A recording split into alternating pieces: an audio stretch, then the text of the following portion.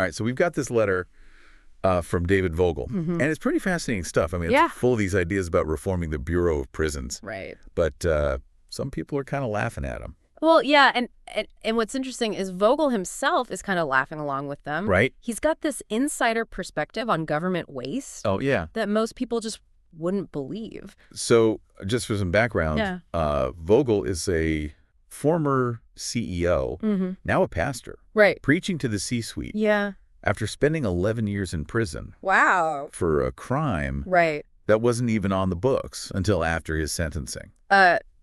Talk about a story. Yeah. It's a pretty remarkable situation. Right. It really highlights the fact that he's coming at this from a place of lived experience. Exactly. You know, he's not just some armchair theorist. Right. He's seen the inner workings of the Bureau of Prisons firsthand. And he's using that experience to try and make things better. That's right. He's at home now. Yes. Not in prison, but he's dedicating his time to pushing for these reforms. And one of his biggest points is that the BOP is so focused on punishment that they're missing out on a huge opportunity for rehabilitation. Absolutely. And he even uses this anecdote about how they wouldn't let him call himself pastor, even though he's ordained and leads a congregation. Yeah, it's like they're more concerned with control than actually helping people turn their lives around. But let's get into some of his specific proposals. Yeah. Because this is where things get really interesting. Okay.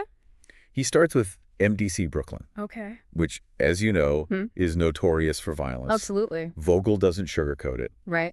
He calls the inmates running the place sociopathic killers. Wow. And he proposes a really radical solution, bringing in Bob DeSena and the Council for Unity. Oh, interesting. Now, DeSena is fascinating. Yeah. Because he's got this incredible track record of working with some of the hardest criminals out there. And he's actually transformed them into a brotherhood. Wow. He's even got endorsements from former corrections officials like Brian Fisher and Sheriff Vincent DeMarco. That's pretty impressive. Yeah. So what's fascinating here is that Vogel is suggesting that instead of throwing more money at security and restrictions, we should be investing in people who can actually change hearts and minds. And that brings us to another point that Vogel really hammers home. Okay. The BOP has all this untapped potential within its own ranks. Interesting. He talks about this officer he met at Devon's. Okay. Officer Caffey, who is apparently a brilliant engineer. I see. And Vogel's argument is that the BOP could be leveraging these talented individuals, people like Caffey, to actually solve problems and improve efficiency from within. Instead, they're overlooking all this talent. Exactly. He's saying they're stuck in this bureaucratic system that overlooks their skills and talents. And it goes back to that idea of government waste that we talked about earlier. Vogel knows firsthand how the government tends to overpay for things. Oh, yeah. And he believes he could cut the BOP's $3 billion repair budget in half. In half. If they would just listen to the people who actually know what's going on. He even gives an example from his own experience as a CEO, where he managed to secure almost $1 million in grants for a solar project. And negotiated a massive discount on a $1.7 million job, bringing it down to $1.2 million. That's huge. So Vogel's basically saying, look, I've been on both sides of this. I've been a successful CEO and I've been an inmate. And I know that there are talented people within the BOP who could make a real difference if they were given the chance. It's a compelling argument. It is. It really makes you wonder, what if he's right? Yeah. What if we're overlooking these solutions simply because they're coming from the rank and file?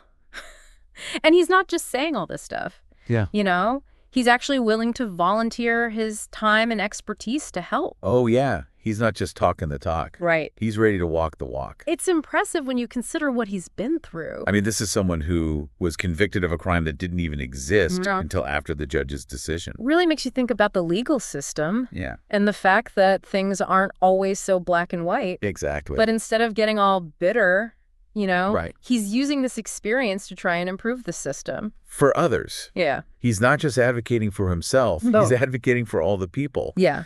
Trapped in a system that often seems more focused on punishment than on actually helping people become productive members of society. And that's where his focus on education comes in. Right. He wants to give inmates tablets with secure internet access so they can take those free online courses from places like Harvard. From Harvard. He even wants to negotiate for them to get college credit for these courses. I mean, imagine the impact that could have. Yeah. You're giving these individuals a chance to learn new skills, expand their knowledge, prepare themselves for life after prison. It's a great idea. It's a brilliant idea, and it plays right into his belief that the BOP has all this untapped potential. Within its own ranks. Yeah. Like Officer Pathy, for example. Right. Brilliant engineer who could be contributing so much more. If the system wasn't holding him back. Exactly. And that goes for so many other officers and staff members within the BOP. So he believes that these are the people who really know what needs to be done. And if we could just empower them, we could see some real change happen. It's a bottom-up approach rather than top-down, which is what we always see.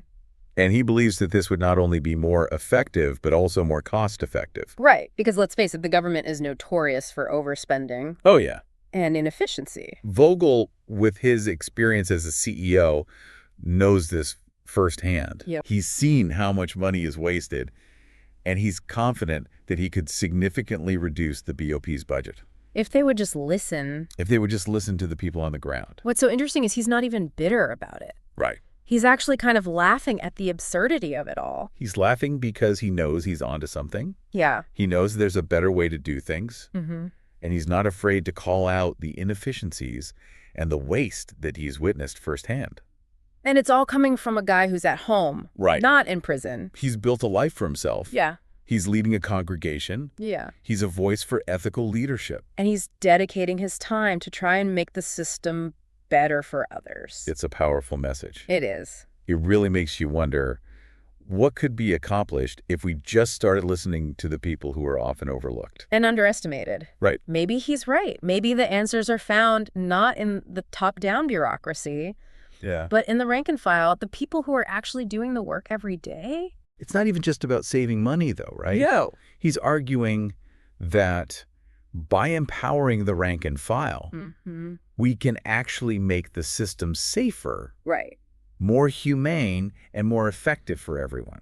Because when people are invested in their work and feel like their voices are heard, they're going to be more engaged, more innovative, more likely to come up with solutions that actually work. Vogel's story, I think, is so inspiring. It is. I mean, here's this guy who was convicted of a crime. That wasn't even a crime until after he was sentenced. It's pretty mind-boggling. It is. When you really think about it. Yeah. And instead of letting that define him, he's using it to try and make a positive impact. That's what makes him so relatable. And he's doing it with a sense of humor. He is. Which I think is so important. Yeah. He's not just complaining. He's not bitter. Right. He wants to help. He's laughing at the absurdity of it all. And that, I think, makes people listen. To what he has to say. Exactly. And what he's saying is, we need to rethink this whole thing. Yeah. How we approach these problems. We need to stop relying on these top-down approaches. Right. We can't just rely on bureaucracy. And start empowering the people on the front lines. Right. The people who are actually doing the work. The people with the experience. They're the ones with the practical knowledge and the ideas that we need. Vogel's story is a good reminder. Yeah.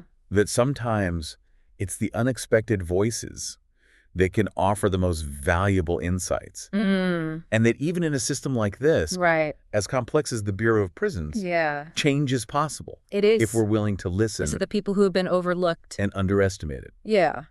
So as we wrap up this deep dive into Vogel's letter, I think the takeaway here is, don't underestimate the power of a single voice. That's a good point. Even a voice that has been silenced for years. Because that voice might just hold the key to solutions we never thought possible. And maybe that voice will inspire others to step up and speak out. Absolutely. Thanks for joining us on this deep dive. It's been great. We'll see you next time.